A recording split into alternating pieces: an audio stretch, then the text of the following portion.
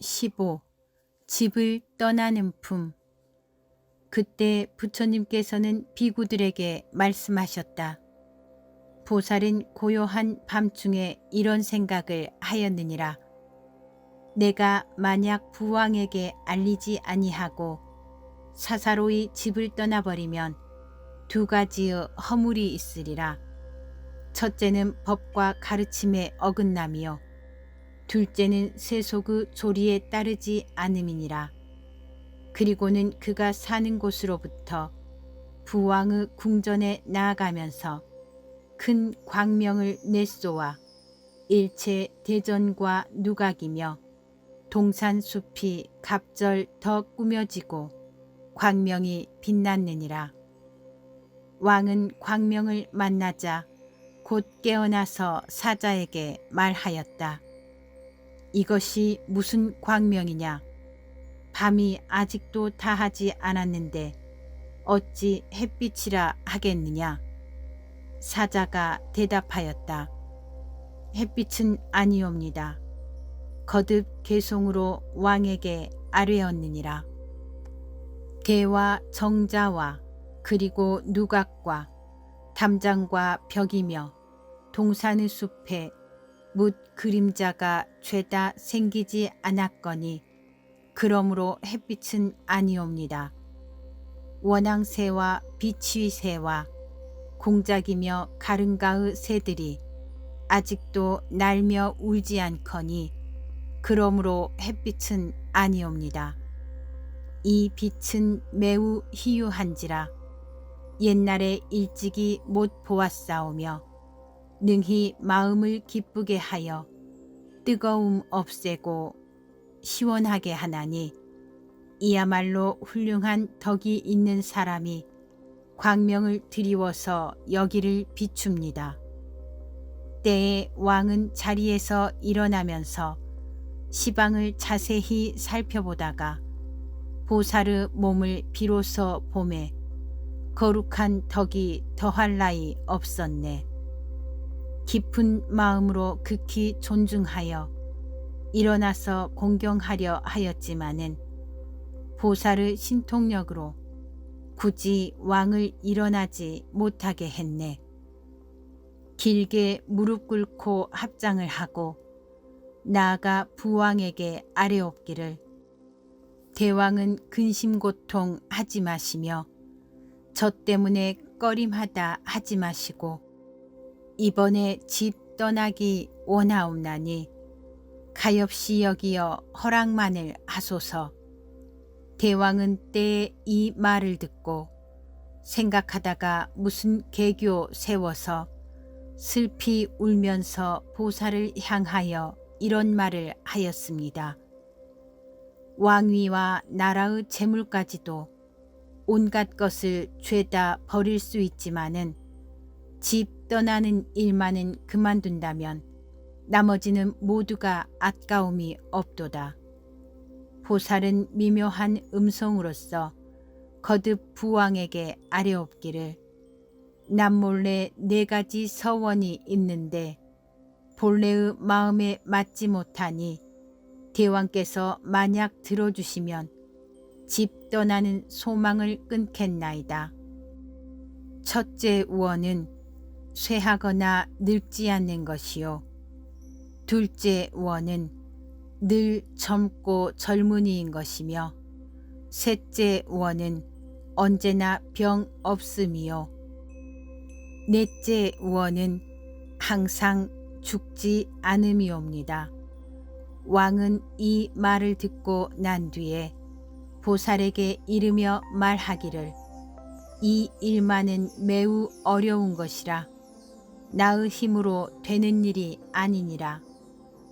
모든 선인이 겁을 산다 하더라도 마침내는 무너지며 없어지거나 누가 나고 늙고 죽음 여의게 되어 혼자만 늘 사는 몸을 구하겠느냐. 보살은 왕에게 대답하기를 4가지 소원을 만약 얻기 어려우면 이제 다만 1가지 소원만을 구하리니 다시는 후생 몸을 받지 않게 하소서. 왕은 보사르 말을 듣고 사랑하는 마음이 점점 엷어지며 이와 같이 말을 하기를 나는 이제 또한 따라 기뻐하리니 모든 중생을 이롭게 해서 너의 원을 만족하게 할 것이니라.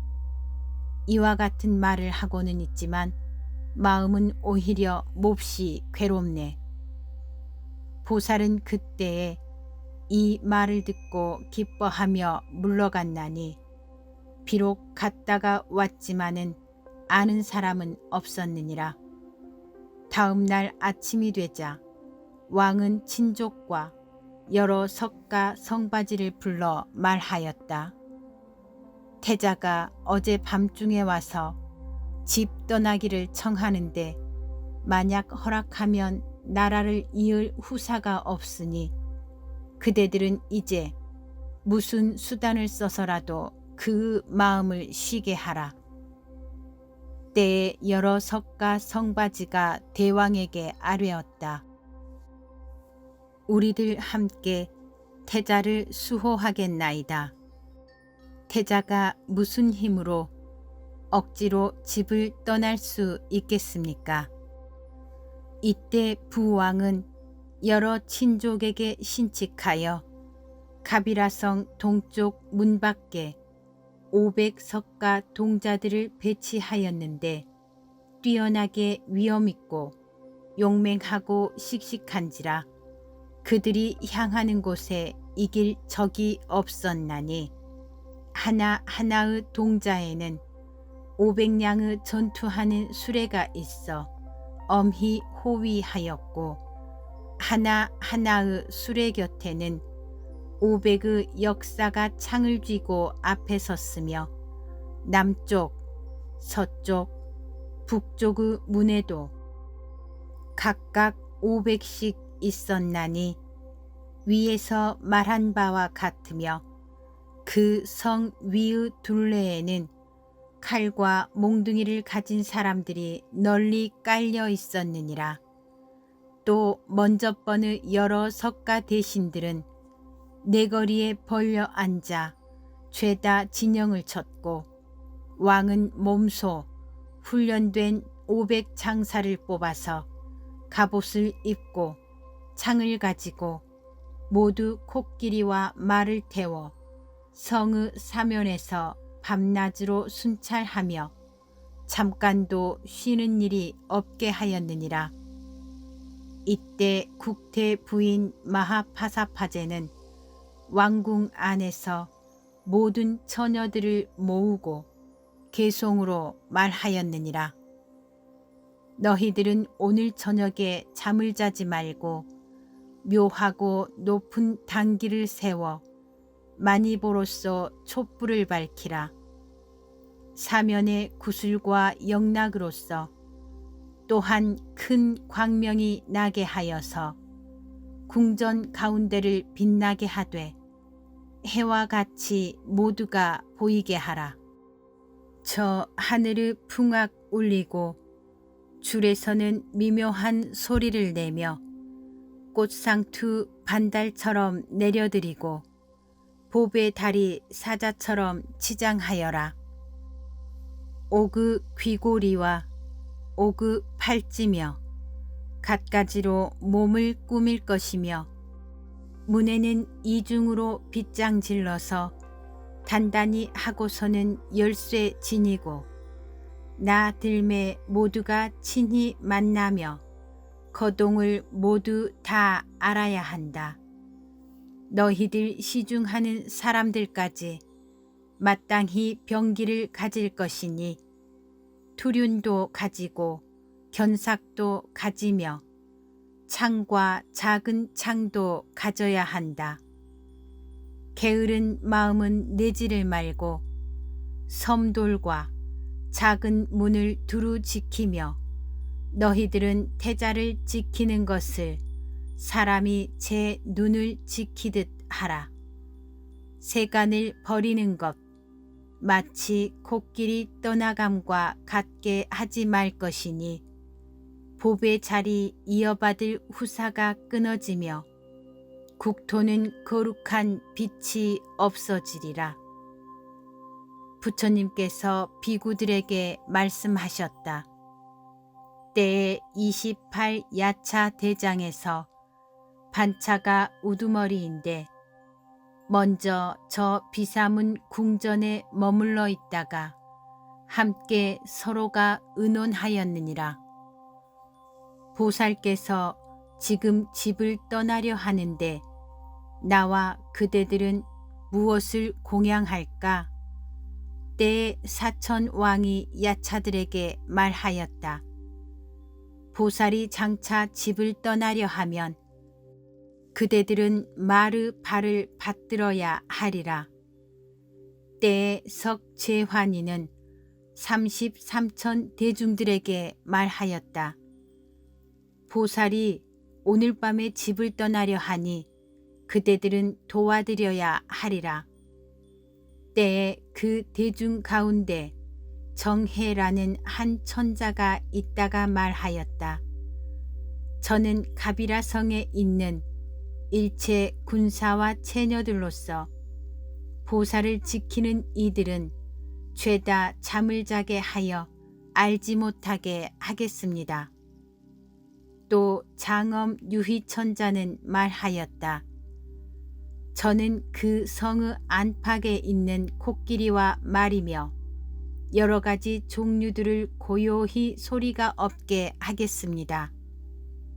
또 엄해천자는 말하였다. 저는 거기서부터 허공에다 변화로 보배의 길을 만들되 모두 금과 은, 유리, 차거, 만호, 진주며 매괴 등 여러 가지 보배로서 채우고 이름 있는 꽃들을 뿌려 그 위에 가득히 깔며 비단 번기와 일산을 걸어 길 곁에 벌려 세우겠습니다. 또 여러 큰 코끼리들에서 이발라 왕이 우두머리인데 말을 하였다. 나는 코끝에 변화로 누각을 만들어 그 가운데서 하늘 여러 체녀들이 울리고 춤을 추며 타고 노래하게 하면서 모시겠습니다. 또 여러 큰 용왕들에서 발우나 왕이 우두머리인데 말하였다. 우리들은 전단향 구름과 침수향 구름을 뱉으며 전단 가루와 침수 가루를 비처럼 내려 미묘한 향기가 자오록하여 허공에 두루 차게 하겠습니다. 또 법행 천자는 말하였다. 나는 이제 궁중에 파견된 모든 단정한 여인들의 모양을 무너뜨려 버려서 가까이 할 수 없게 하겠습니다. 또 개발천자는 말하였다. 나는 한밤중에 보살을 깨우겠습니다. 석재환이는 말하였다. 나는 이제 또한 저 보살을 위하여 길을 열어 보이리라. 이와 같이 하늘, 용, 야차, 건달바, 아수라, 가루라, 긴나라와 마후라가 등이 그 해야 할 바를 다하여 보살을 돕기로 하였느니라. 그때 보살은 음악전 가운데 단정히 앉아서 생각하였느니라. 과거의 모든 부처님께서 죄다 4가지의 미묘하고 큰 서원을 세우셨느니라. 무엇이 4가지 서원이냐 하면 첫째 서원은 나는 미래에 스스로 법의 성품을 증득하여 법에 자제하며 법왕이 되고 정진과 지혜로서 온갖 감옥에서 애욕에 얽매여 괴로워하는 중생을 구원하여 모두를 벗어나게 하리라 하는 것이며, 둘째는 모든 중생들이 이 생사의 캄캄하고 빽빽한 숲에 걸려들거나 저 어리석음과 무명으로 눈병을 앓으면 공과 무상과 무언으로서 등불이 되어 그 어둠에서 헷갈림을 깨트리고 그 무거운 업장을 없애며 이와 같은 방편의 지혜 문을 성취하게 하리라 하는 것이며, 셋째는 모든 중생들이 젠체하는 단기를 세우고 나와 내 것임을 일으켜 마음의 소견이 뒤바뀌고 허망하게 집착하면 그들에게 법을 말하여 그들을 깨우치게 하리라 하는 것이며, 넷째는 중생들이 고요하지 않은 데 있으면서 새 세상을 헤매는 것이 마치 볼 바퀴 돌듯하며, 또한 엉클어진 실과 같이 자신이 얽매고 자신이 둘러쌈을 보면 그에게 법을 말하여 그들을 얽매임에서 풀어나게 하리라 하는 것이다. 이와 같은 네 가지 넓고 큰 서원과 바른 생각이 앞에 나타났느니라. 그때 법행천자와 정거천들은 신통력으로서 모든 체녀들의 몸과 자태를 죄다 변화시켜 무너뜨리고, 살고 있는 궁전도 마치 무덤 사이와 같게 하고 이것을 나타내어 마치자 허공에서 보살에게 말하였느니라. 얼굴 모습 깨끗하여 연꽃과 같고 공덕과 지혜는 견줄 데 없으면서 여인들을 살펴서 멀리 여의어야 할 터인데 어찌하여 여기에 집착심을 내나이까? 그때 보살은 개송으로 대답하였느니라. 나는 이제 여기의 음욕 경계 살펴보매 온통 변화되어 썩은 주검 같구나.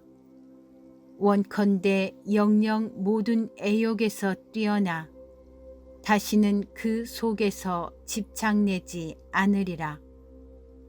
그때 보살은 궁중 안에 있는 미녀들의 모양이 변화되어 못쓰게 됨을 보았나니, 어떤 자는 옷이 떨어져서 몸뚱이가 추하게 드러나 있기도 하고, 어떤 자는 머리카락이 헝클어지고 꽃관이 찢어져 있기도 하고, 어떤 자는 얼굴 모습이 바짝 마르고 영락과 폐물이 부수어져 있기도 하고, 어떤 자는 입이 비뚤어져 있기도 하고, 어떤 자는 눈이 한쪽으로 찌그러져 있기도 하고, 어떤 자는 입을 딱 벌리고 숨이 끊어질 것 같이 하고, 어떤 자는 눈물과 침을 질질 흘리고, 어떤 자는 기침을 계속하고, 어떤 자는 손을 휘두르며 발을 내던지고,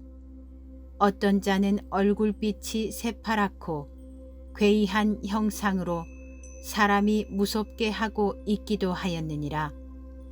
어떤 자는 피부가 찢어져서 피고름으로 더럽혀지고, 어떤 자는 슬피 울고, 어떤 자는 크게 웃고, 어떤 자는 또 이를 갈고, 어떤 자는 또 알랑거리고, 어떤 자는 벽을 기대어 섰고, 어떤 자는 평상을 기대어 똑바로 앉고, 어떤 자는 북을 베개 삼아 누웠고, 어떤 자는 쟁을 안고서 자고, 어떤 자는 잠을 자면서 통솔을 물고 깨무는지라 소리가 나고, 어떤 자는 여러 악기를 가져다 어지럽게 멋대로 내던지고, 어떤 자는 반드시 하여 자고, 어떤 자는 얼굴을 땅에 파묻고, 어떤 자는 입을 딱 벌리고, 어떤 자는 눈을 딱 감고 있고, 어떤 자는 오줌 똥을 잘못 싸서 더러운 냄새가 잇대어 자꾸 나고, 어떤 자는 머리를 덮어쓰고 있으며 어떤 자는 목을 내놓고 거꾸로 되어 흩어져서 제 마음대로 누워있기도 하였나니 전날에 지녔던 단정하고 아름다운 얼굴들이 하늘들의 신통력으로 죄다 변화되어 못쓰게 되었느니라. 이와 같은 여러 가지 형상들을 보고 고요한 마음에서 생각하였다. 여인의 몸과 형상은 깨끗하지 못하며 폐가 되고 해가 된다. 범부는 여기에 망령되이 탐과 사랑을 내는구나. 크게 가엾이 여기는 마음을 일으켜 이와 같은 말을 하였다. 애달프다 세간이여, 괴롭도다 세간이여, 매우 두렵거늘 범부는 모르고서 해탈을 구하지 않는구나. 이곳은 거짓이어서 사랑할 만한 일이 못됨은 마치 그림 병에 여러 가지 더러운 것과 독을 담은 것과 같으며 이곳은 넘기 어렵고 스스로 나올 수 없음은 마치 늙은 코끼리가 저 깊은 진흙에 빠진 것과 같으며 이곳이 아주 괴로움은 마치 푸주에서 모든 목숨을 끊는 것과 같으며 이곳이 깨끗하지 못함은 마치 떼 돼지들이 변소 안에 있는 것과 같으며 이곳은 맛이 없는데 망령되이 맛이 있다는 생각을 내면 마치 굶주린 개가 살없는 뼈를 씹는 것과 같으니라. 이곳이 자신을 불사름은 마치 분화방이 밝은 촛불에 날아드는 것과 같으며 이곳이 고생됨은 마치 물속 동물이 마른 땅에서 볕을 쪼이는 것과 같으며 이곳이 매우 궁함은 마치 방이 없는 사슴이 불에 해를 입는 것과 같으며 이곳이 무서움은 마치 사형수가 시내에 나아가는 것과 같으며 이곳이 가라앉음은 마치 바다를 건너는 배가 파괴되는 것과 같으며 이곳이 위험함은 마치 장님이 깊은 골짜기에 떨어지는 것과 같으며 이곳이 이익이 없음은 마치 노름의 재물이 온통 없어져 버리는 것과 같으며 이곳이 윤기가 없음은 마치 큰 가뭄에 풀과 나무가 말라 타는 것과 같으며 이곳이 상처를 내면 마치 날카로운 칼에 꿀이 발라졌는데 어리석은 사람이 지혜가 없어서 핥으면서 맛을 찾는 것과 같으며 이곳이 닳아 없어짐은 마치 흙월이 점차로 이지러지는 것과 같고 이곳이 모든 선한 법을 없애어 남음이 없게 함은 마치 겁불에 온갖 것을 태워버리는 것과 같으니라. 이렇게 말을 하고 여러 가지의 비유로 자세히 헤아리다가 마음에는 자기 몸을 머리로부터 발까지 돌며 자세히 살피는 것도 역시 그와 같이 하고는 이어 개송으로 말하였느니라. 나는 애욕으로 어부 밭을 거루어 인연 따라 나고 죽음 받았었으며 여러 가지 부정할 것 쌓고 모아서 어울리고 합쳐서 이 몸을 이루었네. 비장, 신장, 간장, 폐장, 심장과 장과 위와 생장과 숙장이며 가죽과 살과 또 뼈며 골수와 터럭, 머리카락, 손톱, 발톱과 어금니는 옮고 움직여서 기관과 같고 벌레들의 굴과 구멍과 같네.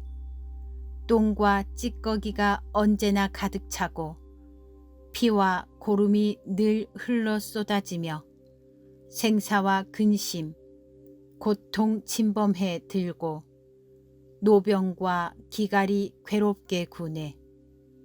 지혜로운 이는 이런 고통을 모두가 온수와 같은 줄 살펴 허망한 몸뚱이 버려야 할 터인데 어찌하여 집착을 내는 것일까?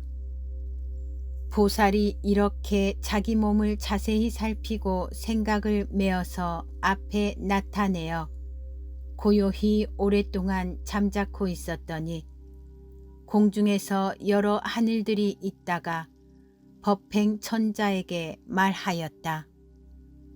보살이 집을 떠나려 하다가 이제 머뭇거리며 의심과 뉘우침을 내는 것 같습니다.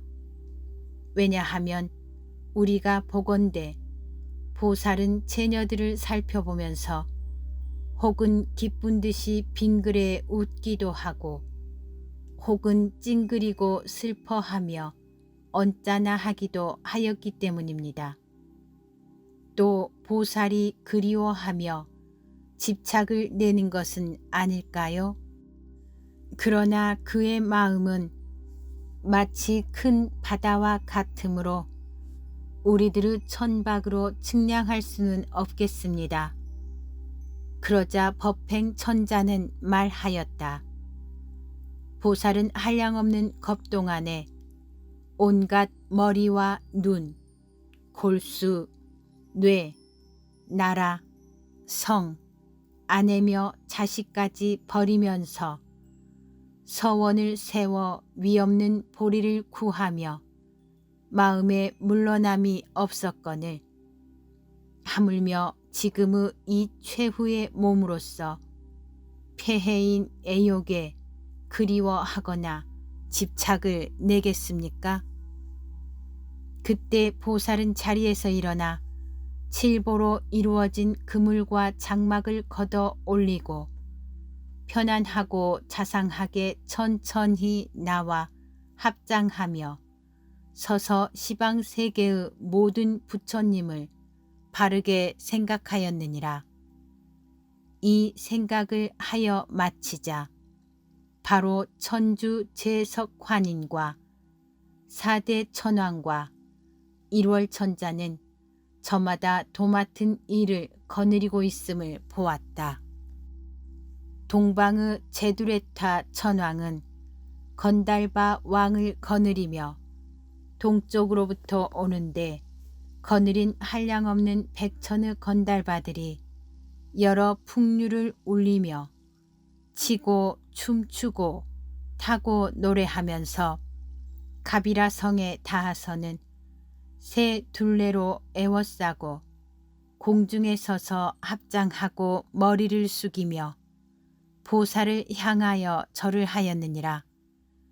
남방의 비루룩차 천왕도 구반다 왕을 거느리며 남쪽으로부터 오는데 거느린 한량없는 백천의 구반다들은 저마다 지닌 보배의 병에 향수를 가득 담고 가비라 성에 닿아서는 새 둘레로 에워싸고 공중에 서서 합장하고 머리를 숙이며 보살을 향하여 절을 하였느니라. 서방의 비루박차 천왕도 여러 용왕을 거느리며 서쪽으로부터 오는데 거느린 한량없는 백천의 여러 큰 용들이 저마다 손에 여러 가지 값진 보배인 진주 영락과 갖가지 꽃과 향을 가지고 또 향의 구름, 꽃의 구름과 보배 구름들을 흩으며 미묘하고 가볍게 쏠리는 향기의 발음을 움직이며 가비라 성에 닿아서는 새 둘레로 에워싸고 공중에 서서 합장하고 머리를 숙이며 보살을 향하여 절을 하였느니라. 북방의 비사문 천왕도 야차왕을 거느리며 북쪽으로부터 오는데 거느린 한량없는 백천의 큰 야차들이 손에 보배 구슬을 받들었고 그 광명은 빛이 나서 세간의 백천가지 등불과 횃불보다 뛰어났으며 몸에는 투구와 갑옷을 입고 손에는 활과 칼, 창, 방패, 바퀴, 창과 찌르는 국로 등을 가지고 가비라성에 닿아서는 새 둘레로 에워싸고 공중에 서서 합장하고 머리를 숙이며 보살을 향하여 절을 하였느니라.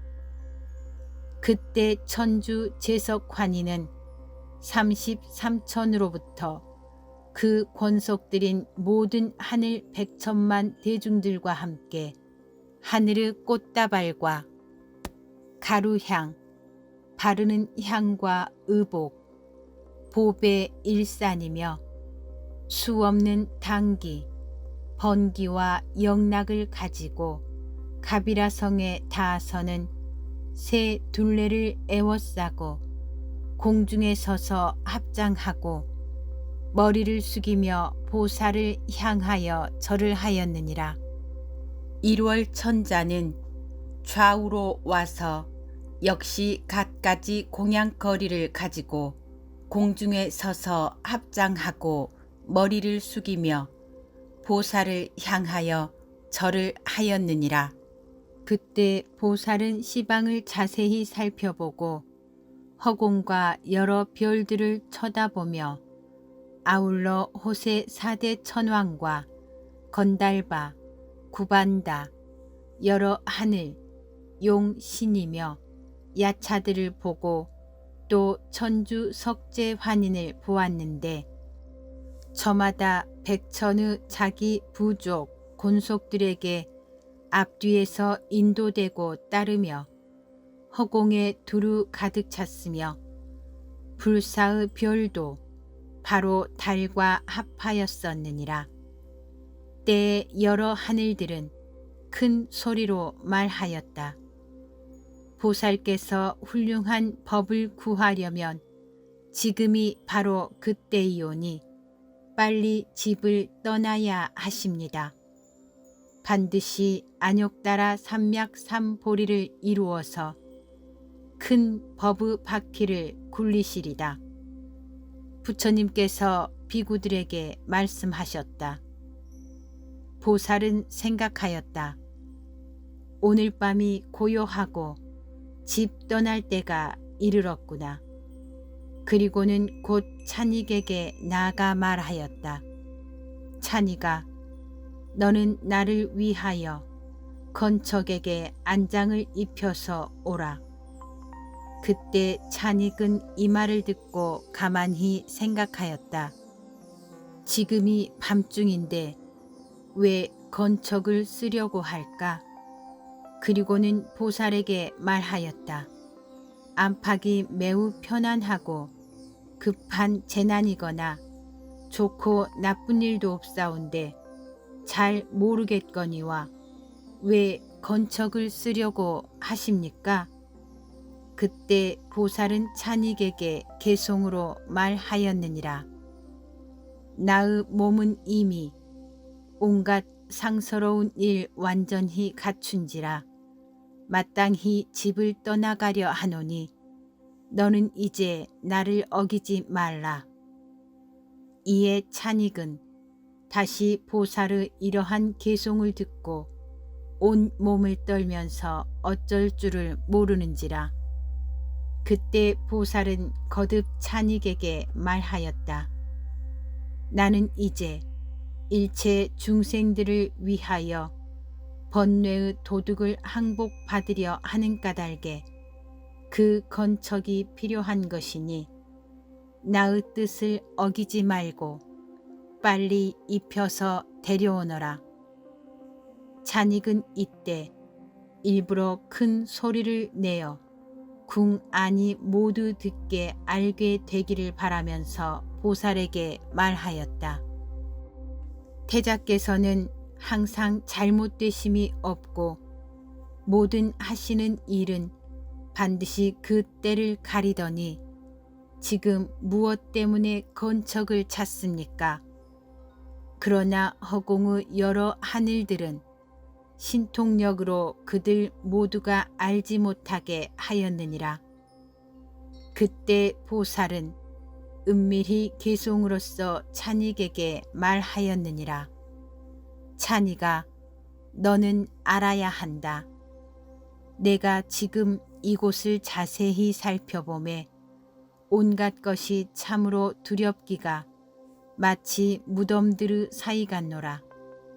나찰과 함께 사는 것 같고 또한 악성 종기의 벌레 구멍 같으며 또 태 속의 물과 같은데 여기저기 흩어져서 잠을 자누나 나는 오욕의 고통을 보고 마음과 뜻이 지극히 불안하여 이 궁중에 살고 싶지도 않다.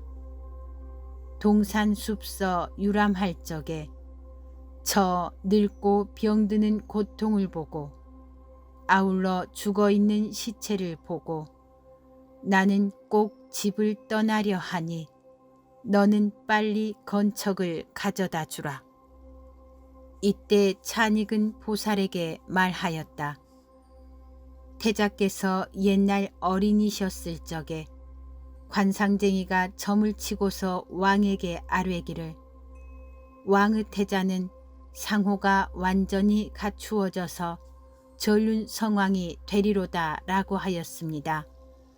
저는 또 일찍이 듣기에 세간에서 지혜로운 사람은 모든 고행을 닦되 혹은 손 발톱도 깎지 않기도 하고 혹은 거꾸로 달리기도 하고 혹은 옷은 나무 가죽으로서 하기도 하고 혹은 스스로 머리카락을 뽑기도 하고 혹은 소와 사슴 등의 계유를 받기도 하며 혹은 5가지의 열로 몸을 지지기도 하면서 이 괴로운 인을 닦아 즐거움의 과보를 원하며 구하거늘 하물며 다시 태자는 전륜 성왕이 되어 사천하를 통솔하고 칠보가 두루 갖추어지는 것이겠습니까? 일체 세간에서 모두가 말하기를 태자는 반드시 이 전륜왕의 자리를 얻으리라고 합니다. 선인이 예언한 바가 허망함이 없을 터인데 이러한 보배 자리를 어떻게 버리겠습니까? 그때 보살은 찬익에게 말하였다. 옛날 선인이 다만 전륜왕만이 되리라고 예언했느냐? 또한 부처님 도를 이루리라고도 예언이 있었거늘 2가지의 예언 중에서 어찌 어느 것만을 정하여 말하느냐? 부디 거짓말을 하지 말라. 그러자 찬익은 말하였다. 옛날 아사타 선인이 합장하고 말하되 대왕은 아셔야 합니다. 왕의 태자는 반드시 안욕따라 삼맥삼보리를 얻을 것이요. 마침내 집에나 있으면 전륜왕은 되지 않을 것입니다.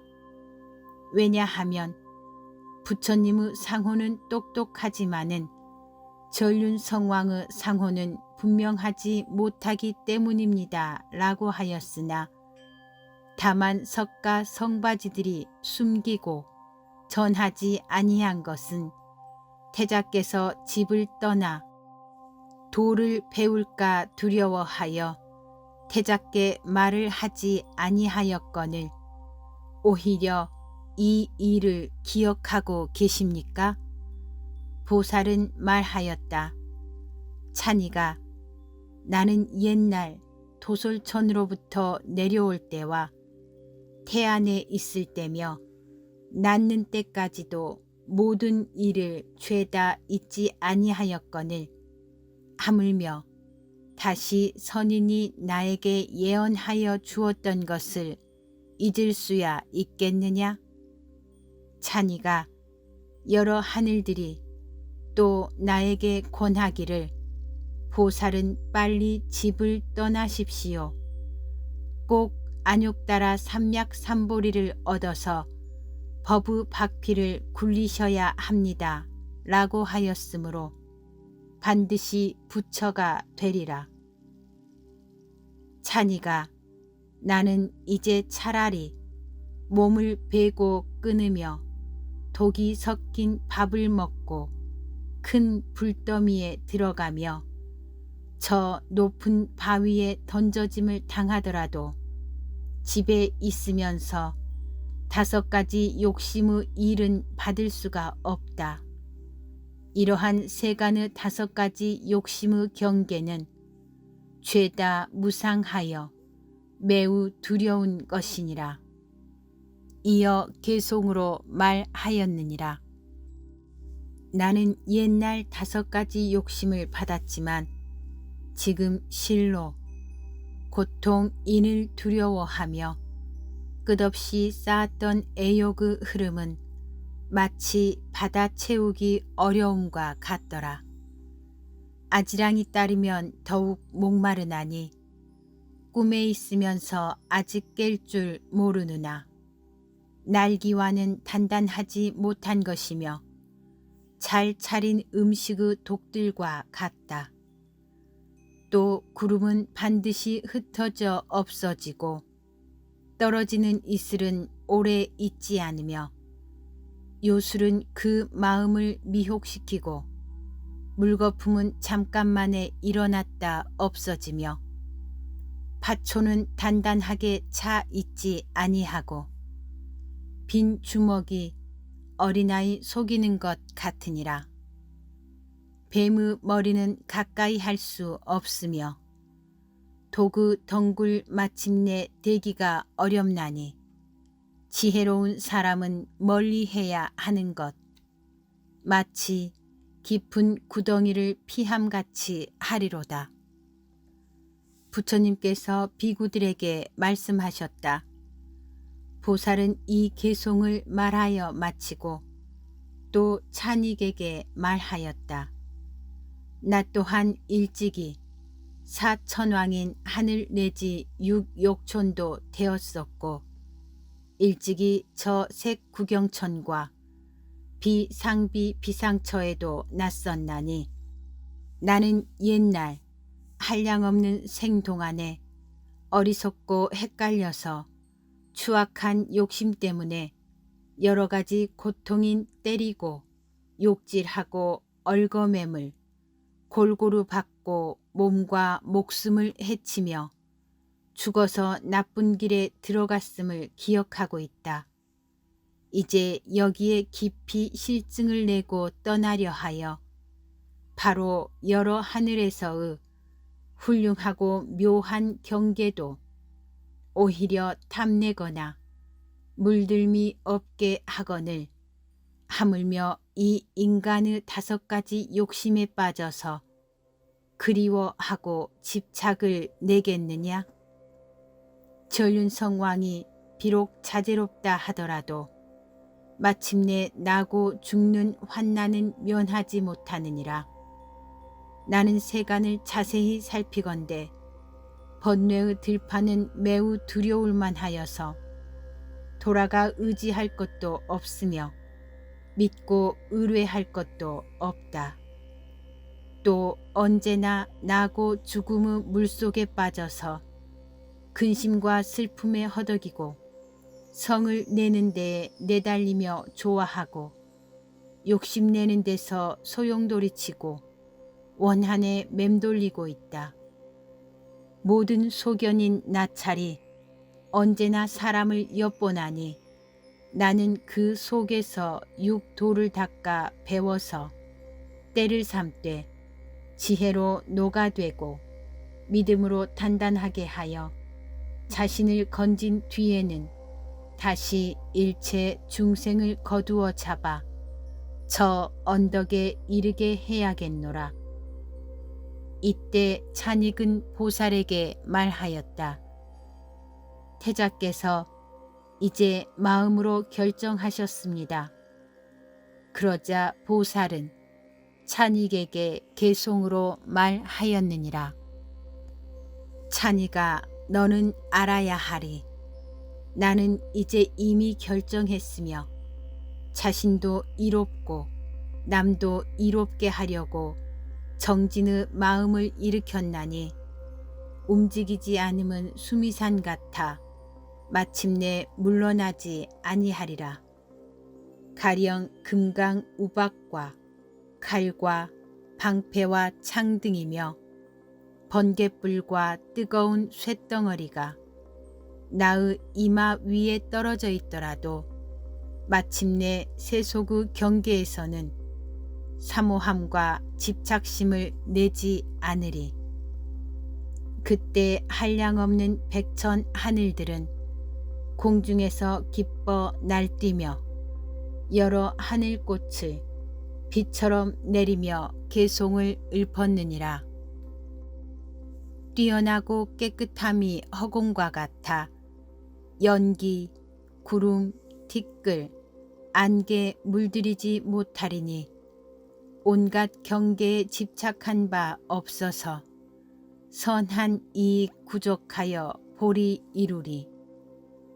이에 정해천자와 장엄 희유천자는 가비라성의 일체 인민을 모두 정신없이 잠을 자게 하였느니라. 그때 보살은 찬익에게 말하였다. 찬익아, 너는 이제 나를 근심하거나 성내게 하지 말고 빨리 건척을 입혀서 와야 하리라. 이때 찬익은 보살에게 말하였다.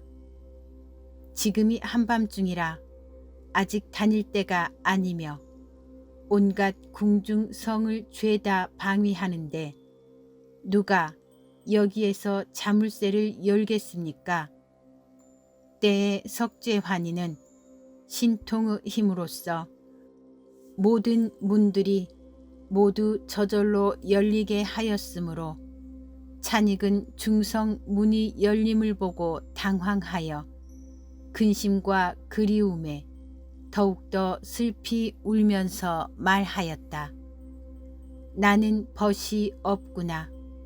이 성의 안팎에 있는 4가지 병사와 여러 석가 신화들과 왕, 왕자, 야수다라며 후궁 처녀들이 잠을 자며 깨어 알지 못하는데 지금 어디를 떠나가려고 하고 다시 누구에게 말을 해야 할까? 태자의 마음은 결정되기가 이러하니 내가 지금 간절히 아뢰며 청하여도 따르지 아니하신다. 스스로 생각해도 힘이 없거니 어찌 막아낼 수 있겠는가? 이 여러 하늘들은 공중에서 찬익에게 말하였다. 찬익아, 빨리 건척을 꾸며 입혀서 데리고 오라. 보살의 마음에 근심과 괴로움이 나지 않게 하라. 왜냐하면 너는 어찌 한량이 없는 백천의 큰 보살들과 석재환인, 사천왕, 여러 하늘, 용인이며 건달바 등이 저마다 그 대중들과 함께 공경하고 공양하며 광명이 빛나서 허공을 두루 비추는 것도 보지 못하느냐? 찬익은 이 말을 듣고 건척에게 말하였다.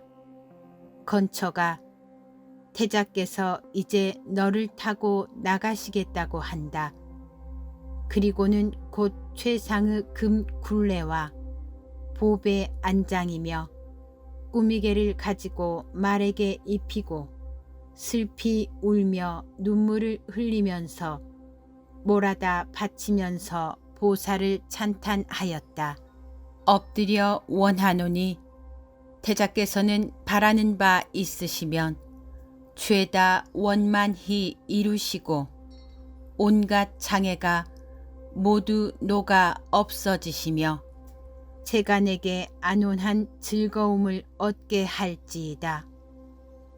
보살은 여기에서 말을 타고 처음 걸음을 들어 올릴 때에 시방의 대지는 6가지로 진동하였으며 허공을 올라서 갈 때에는 사대천왕은 말 발을 들었고 범왕과 제석천은 보배 길을 열어 보였느니라. 그때 보살은 큰 광명을 놓아 일체 그지 없는 세계를 비추어서 제도 될 만한 이는 모두가 제도 해탈을 얻고 괴로움 있는 중생은 모두 괴로움을 떠나게 하였느니라. 그때 보살은 가비라 성을 돌아서 굽어 보며 말하였다. 만약 내가 이제부터 생사의 끝까지 다하지 못하면 끝내 다시는 가비라 성을 보지 않겠거늘 하물며 다시 그 속에서 가고 서고 앉고 눕겠느냐? 그 뒤에 여러 사람들은 여기에 탑을 일으켰느니라. 비구들아, 이때 보살이 이미 궁중을 떠나자 궁중의 처녀들은 죄다 깨어나서 곳곳을 찾았지만 보살이 보이지 않은지라 야수다라는 소리를 내어 크게 울며 땅에 뒹굴어져서 자신의 머리카락을 뽑고 몸의 영락을 끊으면서 슬피 울며 말하였다. 어찌 그리 애통하고 어찌 이리 괴로운가. 나는 이제 누구를 의지하고 믿을까. 태자께서 나를 버리고 떠나갔으니 다시 살 수 있을까. 이렇게 슬피 울고 괴로워하며 어쩔 줄을 몰랐으며 궁녀들이 다 모여 울부짖으며 슬퍼하고 그리워함이 마치 고기가 물을 잃은 것 같고 나무의 뿌리가 끊어진 것과 같았으니 슬퍼서 통곡하는 소리가 궁중 밖에 들렸느니라. 이때 궁녀들은 부왕에게 아뢰었다. 오늘 밤에 잠자다 깨었더니 태자가 보이지 않았나이다. 그 마구를 맡은 신하도 말하였다. 이제 저 건척을 잃어버렸나이다. 왕은 이를 듣고서 소리내어 크게 외치며 말하였다. 나의 사랑하는 아들아, 이제 어디를 갔느냐. 말을 한 뒤에 기절하여 땅에 넘어졌으므로 곁의 신하가 곧 찬물을 얼굴에 뿌리자 한참 있다가 깨어나서 방위하던 신하들을 불러 칙명하였다. 그대들 장수들이 몸소 조심하지 않다가 나의 아들을 잃게 되었으니 그대들은 나를 위하여 안팎으로 나누어 가서 빨리 찾을지니라. 만약 만나게 되면 좋은 말로 타일러서 데리고 궁중으로 돌아오라. 이때 신하들은 왕의 칙명을 받들고 돌아가며 서로 말하여 명령을 전하면서 가며 보살을 찾았지만은 하늘들의 신통력으로 영영 만날 수 없었느니라. 그때 보살은 가비라 성을 떠나 미니아 나라에 닿자 그 밤은 새었으며 지나온 길은 육유순이었나니 그 여러 하늘과 용, 야차, 건달바 등은 모시고 따르기를 여기까지 하다가 할 일을 마치자 갑자기 나타나지 않았느니라. 보살은 가서 그 옛날 선인이 고행하던 숲속에까지 닿자 말을 내리며 찬익을 위로하였다. 착하도다 찬이가.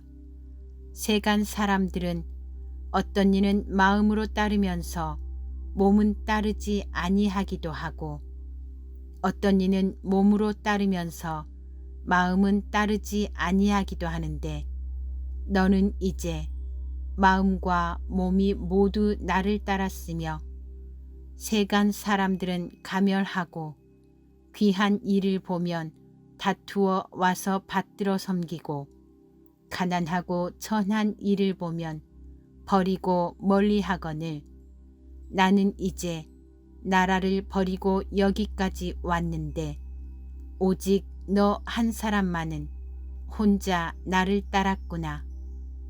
착하구나 찬이가. 매우 희유하도다. 나는 지금 이미 한적하고 넓은 곳에 닿게 되었으니 너는 곧 건척을 데리고 함께 돌아가라. 그리고는 곧 스스로 상투를 풀어 많이 보배를 가져다 찬익에게 맡기며 말하였다. 찬이가 너는 이 보배를 가지고 궁중 안에 돌아가서 대왕에게 받들어 올리며 이렇게 말할 것이니 태자는 이제 세간의 법에 다시 바라는 바가 없사오며 하늘에 나서 5가지 욕심의 즐거움을 받기 위함이 아니요 효도를 아니하고자 함도 아니며 성을 내거나 원망하는 마음도 없고 재물과 자리와 복록을 구하는 것도 아니옵니다. 다만 일체 중생들이 바른 길을 헷갈려서 생사에 빠져 있음을 보고 구제하기 위하여 집을 떠나는 것을 따름이오니 오직 원하옵건대 대왕께서는 근심하지 마소서 하라. 대왕께서 만약 내가 지금 나이가 적고 아직 집을 떠남에 마땅하지 않다고 하시면 네가 나의 말로써 방편으로 묻고 아뢰기를 나는 늙고 병들고 죽음이 어찌 규정된 때가 있으며 사람이 비록 젊고 한창일지라도 누가 홀로 면하는 이 있겠습니까? 옛날 모든 전륜 성왕이 나라를 버리고 도를 구하러 산림에 나아가서 중도의 도로 5가지의 욕심을 받음이 없었거니 나의 이제 사사의 마음도 그와 같습니다. 만약 위없는 보리를 얻지 못하면 마침내 돌아가지 않겠습니다 라고 할 것이며 안팎의 권속들이 모두 나에게 은혜와 애정이 있을 터이니 나의 뜻으로서 잘 이해를 시켜야 하리라.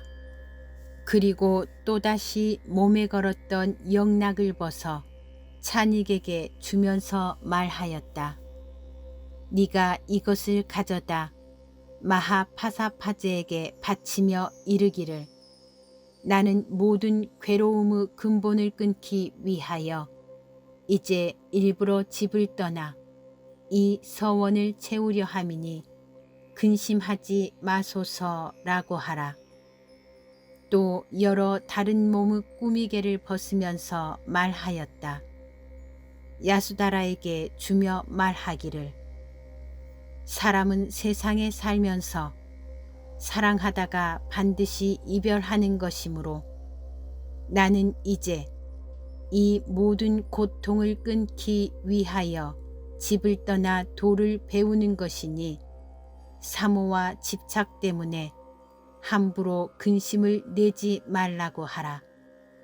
그리고 궁중 처녀들과 아울러 석가 종족의 같은 나이인 어린 아이들에게 말하기를 나는 이제 무명의 그물을 깨뜨리려 하노니 떳떳하게 지혜의 광명을 얻고 할 일이 끝나면 돌아가서 서로가 만나리라 라고 하라. 이때 찬익은 보살의 몹시 간절한 말을 듣고 슬피 울고 괴로워하면서 자신을 땅에 내던지고 말하였다. 제가 이미 힘으로 태자를 왕궁으로 돌아가게 할 수 없거늘 만약 제가 여기로부터 혼자 돌아간다면 왕과 이모님과 여러 석가 성바지들이 반드시 성을 내어 저를 때리며 꾸짖되 너는 태자를 데려다 어디에 버려두었느냐라고 할 것이고 그러면 저는 반드시 핑계가 없으리니 장차 어떻게 대답을 하오리까? 보살은 대답하였다. 찬이가 그런 염려는 하지 말라.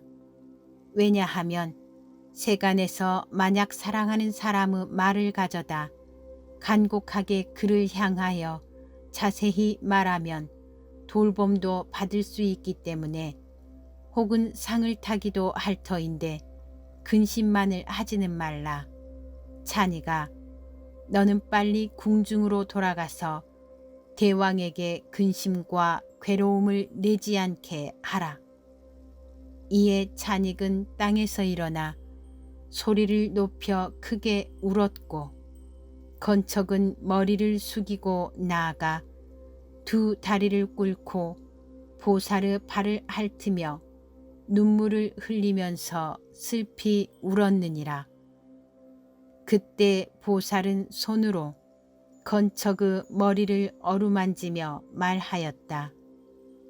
건척아, 네가 할 일은 마쳤으니 다시는 울지 말라. 크게 너에게 보답하리라. 비구들아, 보살은 생각하였다. 만약 수염과 머리카락을 깎아 없애지 않으면 집을 떠난 이의 법이 아니로다. 그리고는 이에 찬익으로부터 만이검을 가져다 몸소 머리를 깎았으며 머리카락을 깎아서 공중으로 내던짐에 때에 천재석은 희유한 이를 보고 마음으로 크게 기뻐하며 곧 하늘 옷으로서 공중에서 받아 잡아서는 33천으로 돌아가 예배하여 섬기고 공양하였느니라. 그때 보살은 수염과 머리칼을 깎고 스스로 몸 위에는 아직도 보배 옷을 입었음을 살펴보고 또 생각하였다. 집을 떠난 이의 옷으로서는 이러함이 마땅하지 않구나. 때에 정거처는 변화하여 사냥꾼이 되어 몸에 가사를 입고 손에 활과 살을 가지고 보살의 앞에 잠자코 섰었느니라. 보살은 사냥꾼에게 말하였다. 그대가 입은 것은 바로 옛날 모든 부처님들의 옷이거늘 어찌하여 이것을 입고서 죄를 짓습니까? 사냥꾼은 말하였다. 나는 가사를 입고 때 사슴을 달래나니 사슴이 이 옷을 보면 곧 와서 나를 가까이 합니다. 나는 이것으로 인하여 곧 죽일 수가 있습니다. 보살은 말하였다.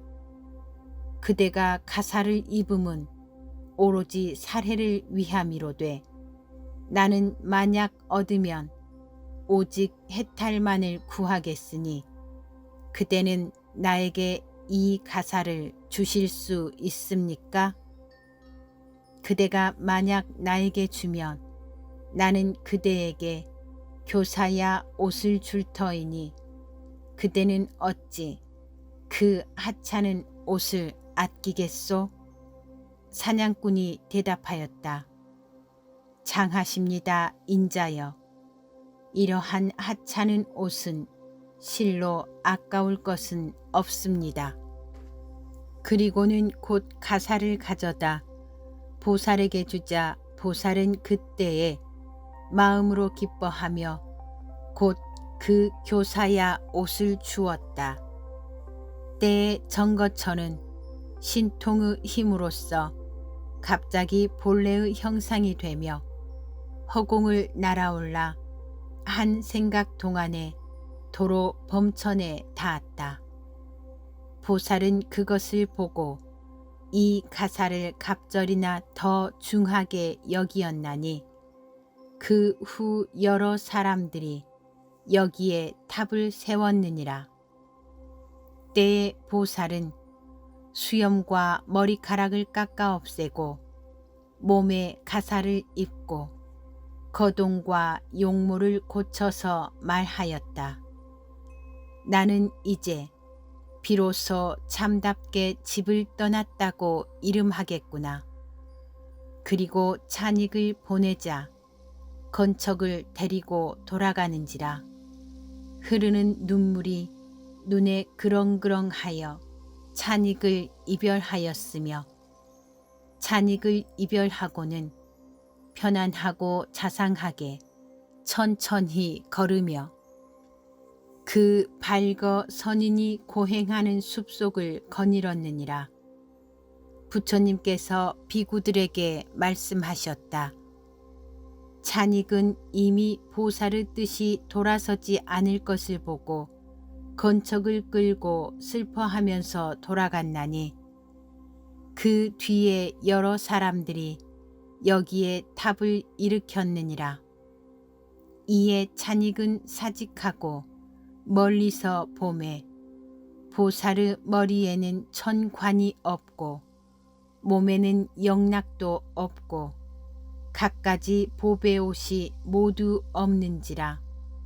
손을 올려 가슴을 치며 슬피 통곡하고 다시는 바랄 것도 없으므로 목이 메어 느린 걸음으로 비틀거리면서 거닐었다. 건척은 슬피 울며 머리를 돌려 우러러 보고는 머뭇거리면서 눈물을 하염없이 흘렸느니라. 찬익은 때에 점차로 성에 닿자 마치 사람이 빈집에 들어가는 것과 같았으니 그 성의 안팎과 동산이며 샘과 수풀은 보살이 떠났기 때문에 모두가 말라버렸느니라. 성 안에 있는 모든 사람들은 보살이 보이지 않고 찬익만이 보이는지라 다 그 뒤를 따라와서 물었다. 실달태자는 지금 어디에 계신가? 찬익은 대답하였다. 태자께서는 지금 5가지 욕심을 버려버리고 혼자 산간에 계십니다. 여러 사람들은 듣고 전에 없던 일이라 괴이히 여기고 사람마다 서로가 보면서 눈물을 흘리며 서로 말하였다. 우리들은 태자를 따라가 그 산 숲에서 살아야겠다. 왜냐하면 거룩한 태자를 떠나서 어떻게 살아가며 성질이 쓸쓸하여 사랑하고 좋아할 만한 것이 없기 때문이니라. 이때 찬익이 건척을 끌고 아울러 영락과 값을 칠 수 없는 보배관이며 여러 꾸미개를 가지고 왕궁으로 들어가려 하니 그 말의 울음소리가 궁중 안에 들렸느니라. 이때 마하파사파제와 야수다라며 후궁 처녀들은 모두 와 모여서 함께 서로 말하였다. 건척의 소리가 이제 가까이 들리니 태자께서 궁중으로 돌아오심은 아닐까? 이때 찬익은 궁문을 들어가자 이모와 비와 여러 처녀들은 간절하게 보려고 다투어 궁문으로 나왔지만은 오직 찬익만이 보이고 보살은 보이지 않은지라 한꺼번에 통곡하면서 찬익에게 물었다. 태자께서는 지금 어디에 계시고 너 혼자만이 돌아오느냐? 찬익은 대답하였다. 태자께서는 5가지의 욕심을 버려버리고 도를 구하기 위하여 저 산 숲에 계시면서 가사를 입고 수염과 머리를 깎아버렸나이다. 마하파사파제는 이 말을 듣고 슬퍼하고 괴로워하며 어쩔 줄 모르면서 소리를 내어 크게 통곡하며 찬익을 꾸짖었다. 내가 이제 어떻게 너를 믿겠느냐? 나의 거룩한 아들을 데려다 저 산 숲에 보내놓았으니 사나운 짐승과 독벌레가 매우 두려울 터인데 이제 혼자 가서 장차 누구를 의지하겠느냐? 찬익은 말하였다. 태자께서 저에게 말과 여러 보배 꾸미개를 맡기면서 저를 재촉하여 빨리 돌아가게 하심은 부인께서 근심하거나 괴로워하실까 두려워하심이옵니다. 이때 궁중 처녀들은 애욕의 인연 때문에 깊이 애착하여 몸과 마음으로 괴로워하면서 슬피 울며 목이 메었느니라. 마하파사파제는 눈물을 머금고 말하였다. 아 태자야, 너의 몸은 본래 전단으로 닦고 씻은지라 거룩한 덕의 빛이 크거늘 이제 어떻게 산숲에서 야위며 모기와 등에게 살갗을 물리는 이런 괴로움에 편안하려느냐. 아 태자야, 집에 있을 때는 교사야 옷을 입었거늘 이제는 어떻게 추악한 옷을 입으려느냐. 아 태자야, 집에 있을 때는 100가지로 조화된 향기롭고 깨끗한 음식이었거늘 이제는 어떻게 맛이 없는 추잡한 음식을 먹으려느냐. 아 태자야, 집에 있을 때는 앉고 누웠던 이부자리가 가늘고 부드럽지 않음이 없었거늘 이제는 어떻게 가시덤불을 덮고 깔면서 참고 받으려느냐. 아 태자야, 집에 있을 때는 가멸하고 귀한 사람들이 마음을 다하여 너를 섬겼어도 오히려 실수할까 두려웠거늘 이제는 어떻게 가난하고 천한 사람들이 혹은 너를 속이지나 않으려느냐. 아 태자야, 집에 있을 때는 단정한 처녀들과 항상 재미있게 즐기며 5가지 욕심을 멋대로 하였거늘 이제는 어떻게 스스로 산숲에 놓여서 혼자 다니고 혼자 머물겠느냐. 마하파사파제는 갖가지로 말을 하여 슬피 울면서 괴로워하다가 땅에서 일어나 거듭 찬익에게 물었다. 나의 아들이 떠나갈 때에 너를 향하여 무엇을 부탁하더냐? 나의 아들의 머리카락은 지금 누구 곁에 있으며 또 누가 깎았느냐? 그러자 찬익은 울며 어쩔 줄 모르다가 부인에게 대답하였다. 태자께서 저에게 부탁하시기를 네가 궁중에 가서는 나의 어머님에게 2번 절하면서 은근히 청하되 근심하거나 염려하지 마십시오. 저는 머지않아 안욕따라 삼맥삼보리를 얻고 돌아가서 만나 뵙게 되리이다 하고 말하라고 하셨사오며 보배 칼을 잡고서 스스로가 머리카락을 깎아 허공에 내던지니 하늘들이 이내 받아가지고 돌아가서 공양하였나이다. 그러자 마하파사파제는 더욱더 슬피 울면서 말하였다. 아, 태자야, 머리카락은 매우 길고 부드러워 검푸른 빛이며 하나의 털 구멍에서 하나의 털이 돌며 나서 왕관을 쓰고 왕위를 받을만 하거늘 너는 이제 무엇 때문에 베고 끊어 내던져 버렸느냐. 아, 태자야, 두 팔은 가늘고 길며 복사뼈도 드러나지 아니하고 걸음걸이도 자상하고 고와서 사자와 같으며 눈은 푸른 연꽃과 같고 몸은 숭금 빛깔이며 말소리는 은은하여 북소리와 같고 우레소리와 같거늘 이러한 사람이 어찌 돌을 닦을만 하겠느냐. 살피건대 이 땅이야말로 거룩한 왕이 있어야 하고 이런 덕이 왕성한 사람이라야 그 주인으로서 마땅하니라. 곧이어 계송으로 말하였느니라. 만약 이 땅이 복된 곳이 아니라면 이 훌륭한 덕인을 안 낳아야 할 것인데 희유한 공덕 몸을 이미 나타냈으니 세상 위에 거룩한 왕이 되었어야 하리라. 그때 야수다라는 소리내어 슬피 울며 찬익을 꾸짖었다.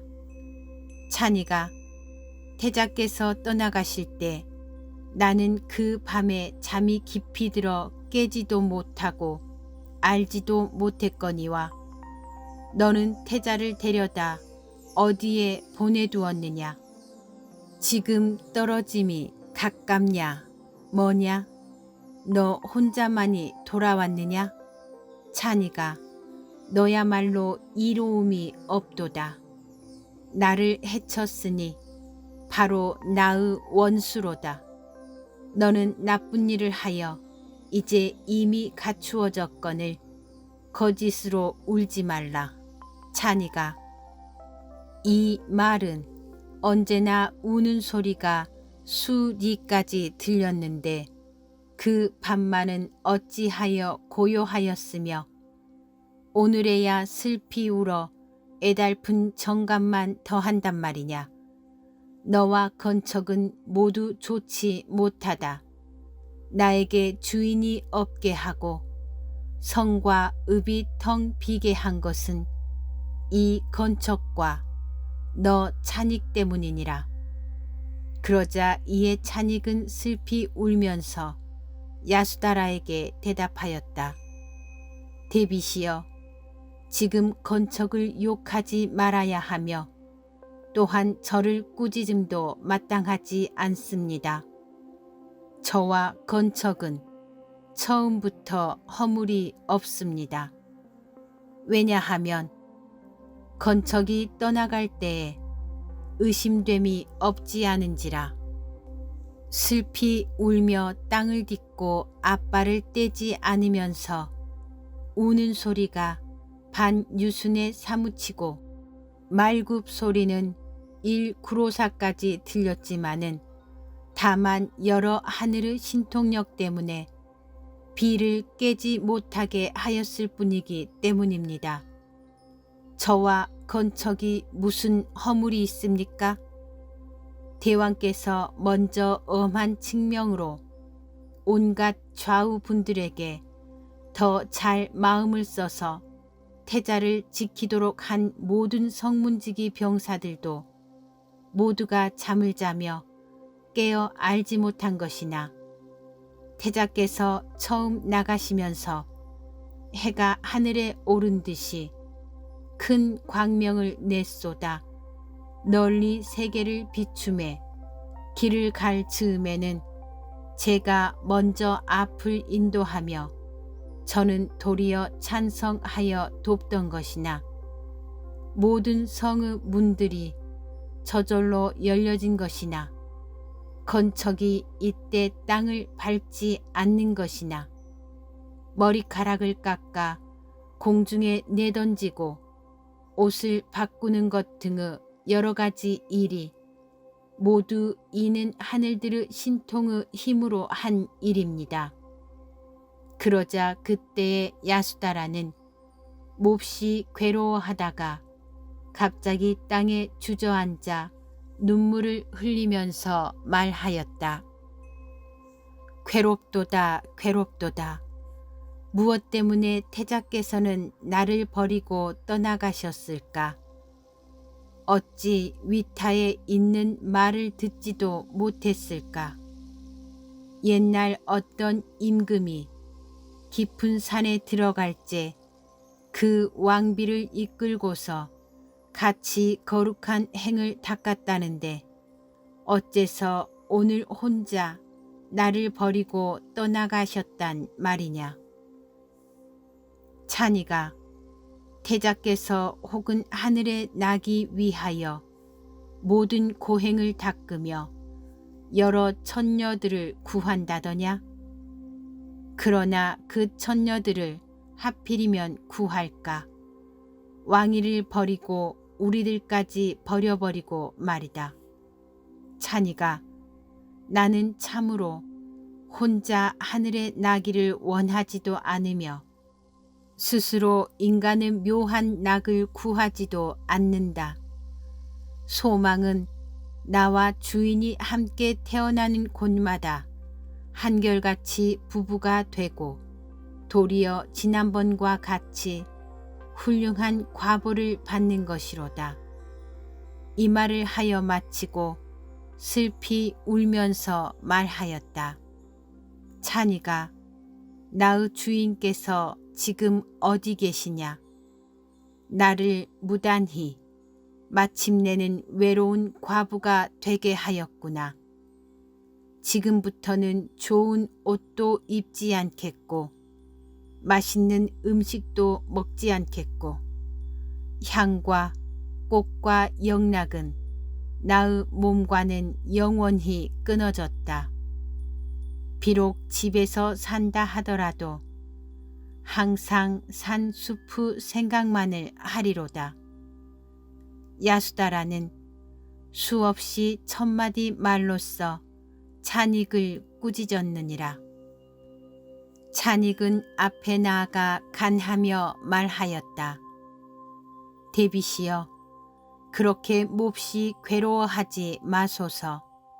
왜냐하면 태자께서 나가실 때에 여러 하늘들이 모시고 따랐나니 동방 천왕과 건달봐주며 남방 천왕과 구반다주며 서방 천왕과 대룡주며 북방 천왕과 야차주들이 그 몸에 죄다 금강의 투구와 갑옷을 입고 혹은 활과 칼을 잡기도 하였고 혹은 창을 가지기도 하였고 혹은 앞을 인도하며 혹은 뒤에 따르기도 하였으며 범왕과 제석천과 일월천이 모두 권속들을 거느렸으며 욕계의 천자들이 변화하여 마나바신이 되었으며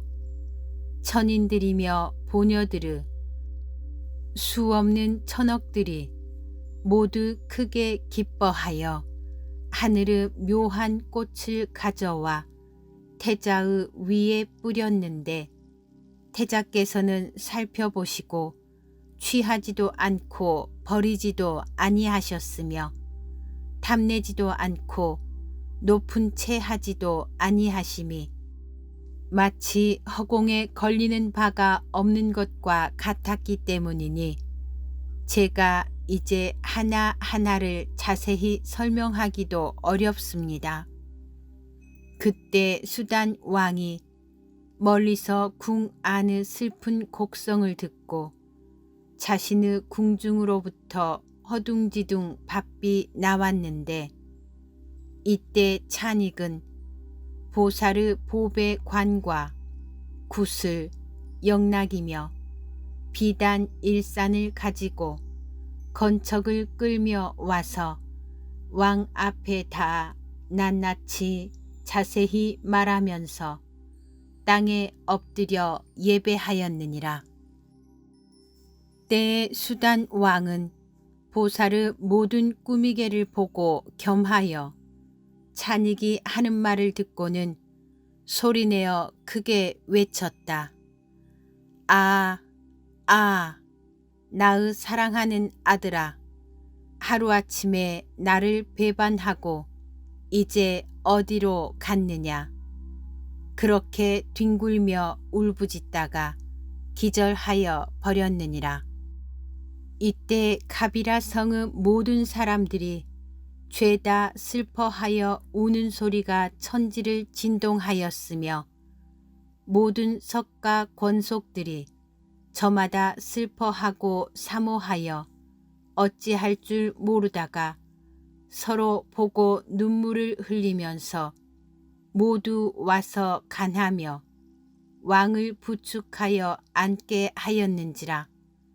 왕은 잠깐 소생하였으나 조금 만에 도로 기절하였다가 한참 만에 깨어나서 찬익을 꾸짖었다. 너는 나의 아들을 데려다 어디에 버렸느냐. 찬익은 당황하여 왕에게 아뢰었다.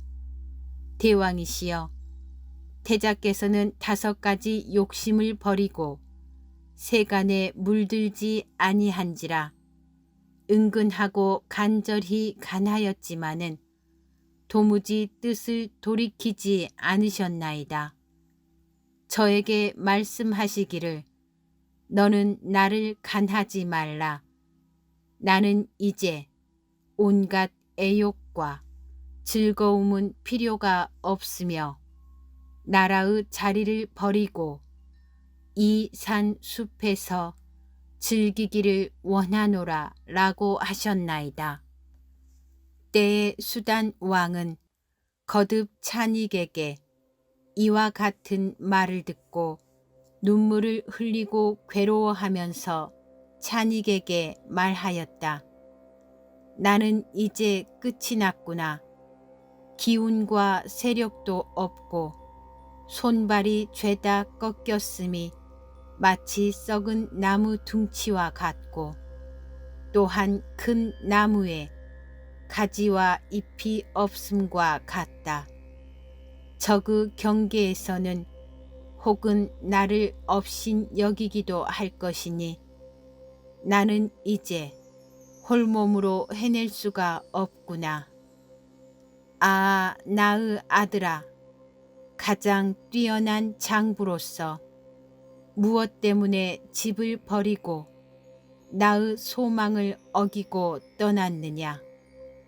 아, 나의 아들아, 모든 상호가 만족하고 100가지 복으로 장엄하여서 하나하나의 상 가운데는 모두가 다 갖추어졌거늘 여러 처녀들이 잠자며 깨어나지 않음을 엿보아 갑자기 나갔구나. 아, 나의 아들아, 재주 좋고 지혜가 많아 옛날 궁 안에 있을 때는 내가 근심 걱정이 없었는데 지금 나를 버리고 떠나가니 다시는 의지할 것이 없구나. 아, 나의 아들아, 으뜸되는 성바지 안에서 태어나 언제나 여러 사람들의 존중함을 받더니 보배 자리와 사방의 일체 곤속들을 버리고 홀몸으로 떠나감이 마치 흰 코끼리가 큰 나무를 꺾어 버리는 것과 같구나.